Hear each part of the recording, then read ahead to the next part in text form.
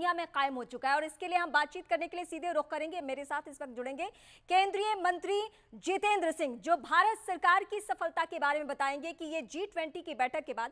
Sir, पहला सवाल मेरा आपसे यही रहेगा कि G20 की सफलता के बाद पूरी दुनिया में भारत का डंका बज रहा है। पीएम मोदी की कूटनीति पूरी दुनिया के लिए मिसाल बन चुकी है। अलग अलग दूरी के देशों को पीएम मोदी एक मंच पर लेकर आए और अलग अलग मुद्दों पर सहमति बनाने में भी कामयाबी हासिल की। ये कैसे संभव हुआ? निश्चय ही, जैसे आपने कहा कि प्रधानमंत्री जी ने जैसे कल अपने आरंभिक सत्र में ही कहा था कि need to transform global trust deficit into global trust, उसका एक बेहतरीन हमें उदाहरण मिला, बेहतरीन मिसाल मिली है। इतने विवादात्मक विषयों के बावजूद इस प्रकार का डिक्लेरेशन होना, और कंटेंट भी है, स्केल भी है। 60 स्थानों पर होना, 300 से अधिक बैठकें होनी, इतनी भारी संख्या में लोगों का, डेलीगेट्स का आगमन होना। लेकिन इसके साथ ही साथ जो मुझे निजी तौर पर एक बात की बड़ी तसल्ली हो रही है, वो ये भी है कि प्रधानमंत्री जी ने, जैसे आपने ठीक कहा, उनका कद और ऊंचा हो गया, लेकिन जो उन्होंने पहल की है, एक तो G20 को G21 बनाने में, अफ्रीकन यूनियन को इसमें शामिल करने, और दूसरी बड़ी महत्वपूर्ण, जिसका हमारे साथ एक ऐतिहासिक जुड़ाव भी है, वो है Bharat middle east Europe corridor.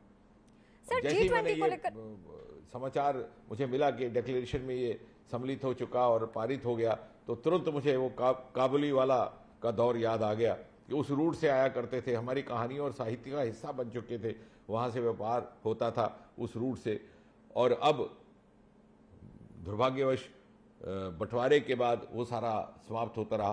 तो पोस्ट पार्टीशन इंडिया की जो क्वेस्ट थी उस पीढ़ी की कि फिर से वो रास्ते हमवार हों, उस तरफ एक बहुत बड़ा कदम आने वाले समय में, जब वहां पर रेल का ट्रैक होगा, जब वहां पर समुद्री जहाज चलेंगे, तो मुझे लगता है कि जो आने वाले समय की तजारत है, गुजरे वक्त की नहीं, जैसे यूरोप ने कहा कि हम 300 मिलियन यूरो इन्वेस्ट करेंगे, उसके लिए भी रास्ता हमार होगा।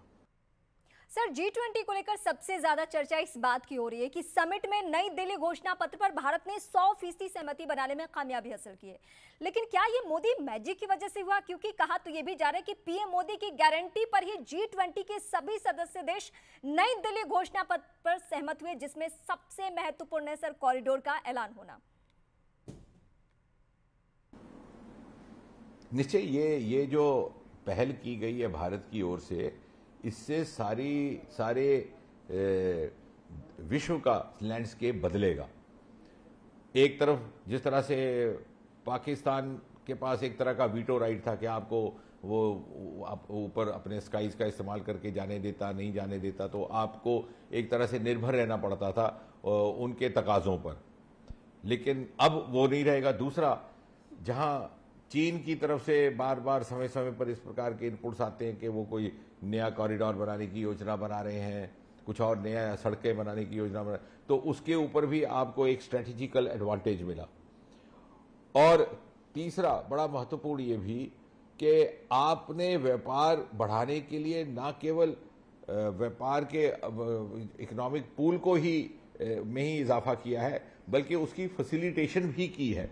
आपने एक नए चैनल्स खोले हैं, और जैसा कि, और मुझे लगता है कि आने वाले समय में जो अरेबियन पेनिनसुला में जो समय समय पर तापमान ऊपर नीचे हुआ करता था, कभी कोई कन्फ्लिक्ट सिचुएशंस बनती थी, उस पर भी जब कनेक्टिविटी होगी तो कनेक्टिविटी से बहुत सारे और विषयों का भी समाधान हो जाता है। जैसे प्रधानमंत्री जी ने उस दिन बड़ी खूबसूरत बात कही कल इसी संदर्भ में। उन्होंने कहा कि हमारा मानना है कि कनेक्टिविटी विभिन्न देशों के बीच आपसी व्यापार ही नहीं, बल्कि आपसी विश्वास बढ़ाने का भी एक सोर्स है।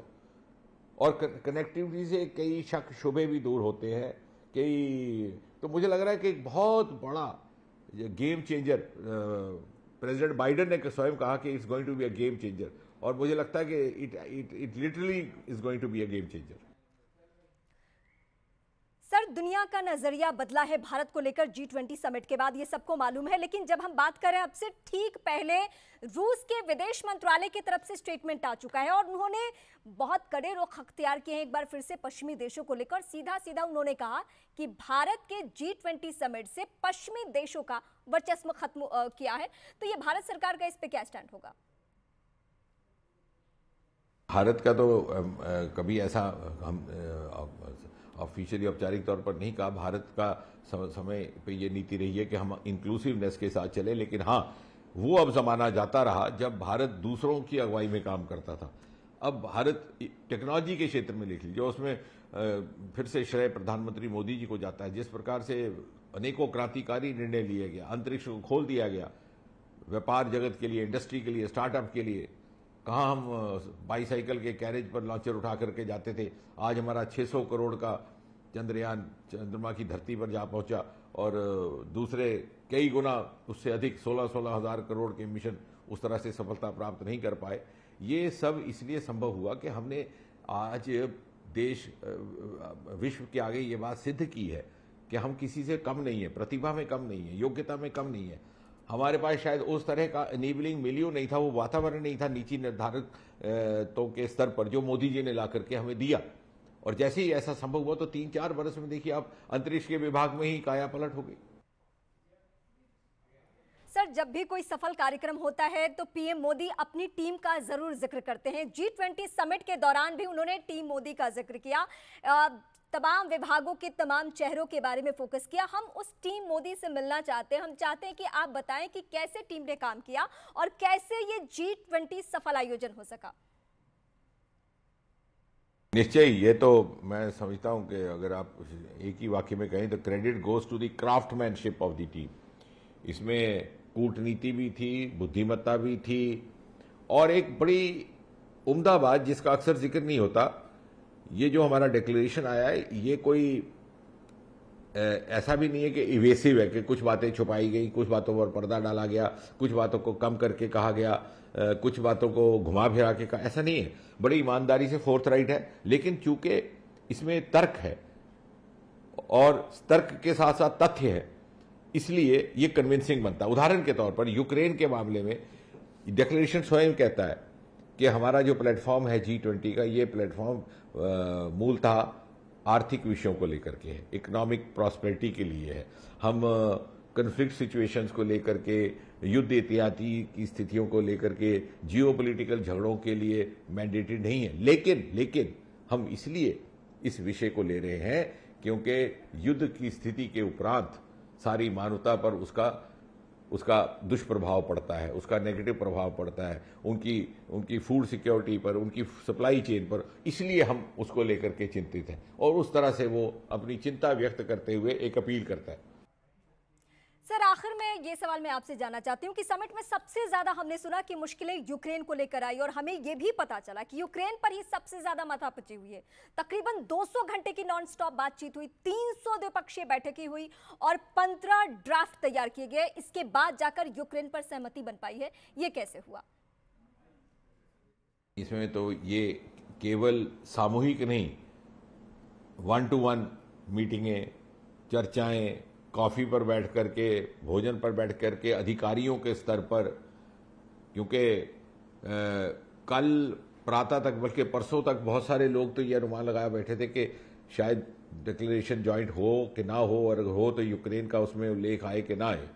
लेकिन एक बहुत खूबसूरत बात यह है कि ये जो लेख आया है ये आधा अधूरा भी नहीं है, ये इवेसिव नहीं है जैसे अंग्रेजी में कहते हैं कि सिर्फ औपचारिकता के खातिर उसको रेफर उसकी तरफ इशारतन बात की गई है, ऐसा नहीं है। बड़ी तफसील में, बड़ी विस्तार में बात हुई है और खुल करके बताया गया कि ये हमारा मानना है और इस कारण है, और इसीलिए सब जितने भी भागीदार देश थे, इसके सदस्य, वो इससे कन्विंस हुए। और निश्चय ही जैसा कि कहा गया, कल भी आज भी हमारे वो अधिकारी जिन्होंने दिन रात मेहनत की, लगभग 5 रात तो शायद लगातार ही मेहनत चलती रही है, और एक निरंतर एक प्रक्रिया रही।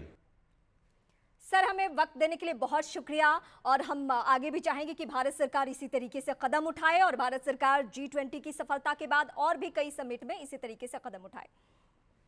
तो G20 में भारत को बहुत बड़ी कामयाबी हाथ लगी है। बड़ी कामयाबी यह है कि दिल्ली घोषणा पत्र को सहमति से मंजूर कर लिया गया है। यह अपने आप में बहुत मुश्किल काम था।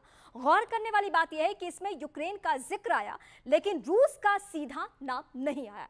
एक तरफ अमेरिका और यूरोप यूक्रेन युद्ध को लेकर संयुक्त घोषणा पत्र में रूस के खिलाफ कड़ी भाषा के इस्तेमाल पर अड़े थे। दूसरी ओर क्या हो रहा था? रूस और चीन रूस यूक्रेन जंग के जिक्र का विरोध कर रहे थे, लेकिन G20 समिट के पहले दिन घोषणा पत्र पर सहमति बनकर भारत ने अपनी कूटनीति का लोहा बनवा लिया दुनिया के सामने।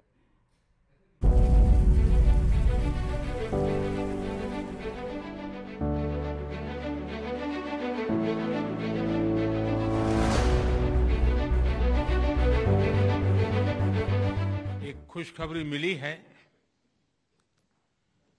हमारी टीम्स के हार्डवर्क से और आप सभी के सहयोग से नई Delhi G20 leaders summit declaration पर सहमति बनी। G20 समिट में प्रधानमंत्री नरेंद्र मोदी ने वो कर दिया जिसकी उम्मीद किसी को नहीं थी। भारत ने G20 को एक ऐसे कूटनीतिक आयोजन में बदल दिया है जो इससे पहले कभी नहीं देखा गया। पूरी दुनिया में चर्चा सिर्फ एक बात की है कि इतनी आसानी से नई दिल्ली घोषणा पत्र पर सहमति कैसे बन गई। एक नहीं, अमेरिका के समर्थक दर्जनों देश यूक्रेन युद्ध को लेकर अड़े हुए थे। रूस और चीन अपना एक अलग गुट बनाकर चल रहे थे। बाइडेन की अगुवाई में नाटो के देश भी अपने रुख से टस से मस नहीं हो रहे थे। लेकिन विश्व मित्र मोदी ने सबको साथ लिया और वो कर दिखाया जिसने पूरी दुनिया को हैरान कर दिया। नई दिल्ली डिक्लेरेशन पर समिट में साझा सहमति बनाना यकीनन बहुत बड़ी उपलब्धि है। ये युद्ध का समय नहीं है, ये मोदी के वचन है और यही वचन, यही भाव अब दिल्ली के घोषणा पत्र में भी शामिल हो गए हैं। खबर है कि G20 समिट की सबसे बड़ी चुनौती थी यूक्रेन पर आम सहमति बनाना, लेकिन प्रधानमंत्री नरेंद्र मोदी ने इसे भी संभव कर दिखाया। G20 बैठक में यूक्रेन पर सहमति बनाने के लिए मैराथन बैठक।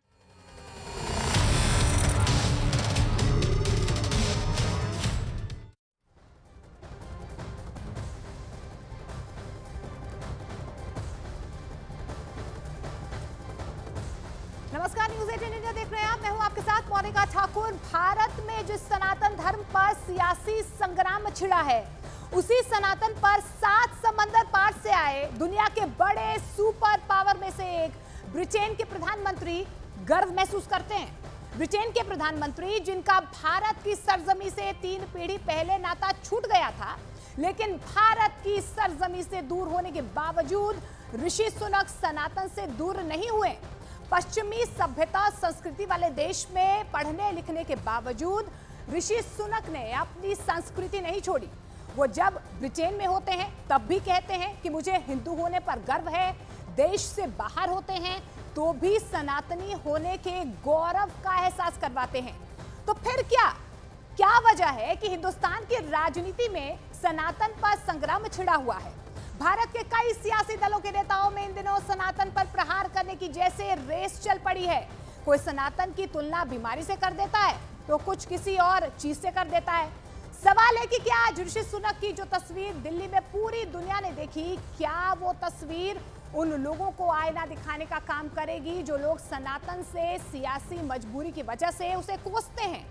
आज इसी मुद्दे पर चर्चा को आगे बढ़ाएंगे, लेकिन उससे पहले ऋषि सुनक की सनातन की झलक वाली कुछ तस्वीरें आपको दिखा रहे हैं। अब लगातार इन तस्वीरों के जरिए आप समझने की कोशिश कीजिए कि ऋषि सुनक जो ब्रिटेन के प्रधानमंत्री हैं, जब भी भले वो भारत में हो, चाहे ब्रिटेन में हो या कहीं और हो, हमेशा गौरवान्वित महसूस करते हैं। वो कहते हैं कि I am a proud Hindu, मुझे गर्व है अपने सनातनी होने पर, मुझे गर्व है कि मैं अपनी जड़ों से जुड़ा हुआ। तो भारतीय संस्कृति, सभ्यता और सनातन पर गर्व करने वाले ऋषि सुनक ब्रिटेन में हर पर्व त्योहार ठीक वैसे ही मनाते हैं जैसे हम और आप भारत में रहते हुए मनाते हैं। G20 शिखर सम्मेलन में शामिल होने से पहले उन्होंने मीडिया से बात की थी, जिसमें उन्होंने हिंदू धर्म पर बड़ा बयान दिया था। उन्होंने कहा था कि उन्हें हिंदू होने पर गर्व है। उन्होंने रक्षाबंधन और जन्माष्टमी का भी जिक्र किया। ऋषि सुनक दिवाली के त्योहार को धूमधाम से मनाते हैं। कुछ महीने पहले ऋषि सुनक मोरारी बापू से भी मुलाकात उन्होंने की और जय सिया राम बोलकर अभिवादन भी किया था। सुनिए। I'm a proud Hindu, and that's how I was raised. That's how I am. Hopefully, I can visit a mandir while I'm here for the next couple of days. And yes, we've just had Raksha Bandhan, so from my sister and my cousins, I have all my Rakis, and I didn't have time to celebrate Janmashtami properly. तो देखिए, 7 समंदर पार से जब ऋषि सुनक यहाँ पर आते हैं तो वो कहते हैं कि मुझे गर्व है हिंदू होने पर, सनातनी होने पर मुझे गर्व है, लेकिन भारत में इसी मुद्दे को लेकर लगातार सियासी संग्राम मचा हुआ है। इसी मुद्दे पर हम चर्चा को आगे बढ़ाएंगे। मेरे 2 खास मेहमान हमारे साथ जुड़ चुके हैं। उमाकांत आनंद जी, सरस्वती महाराज जी है, महामंडलेश्वर हैं, मॉरिशस से हमारे साथ जुड़े हुए हैं। इसके अलावा स्वामी चक्रपाणी जी महाराज हैं, हमारे साथ जुड़े हुए हैं दिल्ली से ही, और इसके अलावा स्वामी नवल किशोर महंत हैं, वो भी हमारे साथ जुड़ेंगे कुछ ही देर में। लेकिन सबसे पहला रिएक्शन उमाकांत आनंद जी आपसे ही मैं लेना चाहूंगी। ऋषि सुनक आते हैं, और ऋषि सुनक जब भी आते हैं हमेशा उनका सबसे पहला मैं ये कहूं बयान आने से पहले भी, फिर वो चाहे ब्रिटेन में हो चाहे भारत में हो, उनकी तरफ से साफ तौर पर कहा जाता है कि मैं एक गौरवान्वित हिंदू हूं, सनातनी होने पर मुझे गर्व है, मुझे अपनी जड़ों से प्रेम है। लेकिन इसी सनातन को लेकर अगर हम भारत की बात करते हैं तो यहां पर सिर्फ और सिर्फ सनातन को चोट करने की होड़ मची हुई है। एक ना एक बयान हम देखते हैं।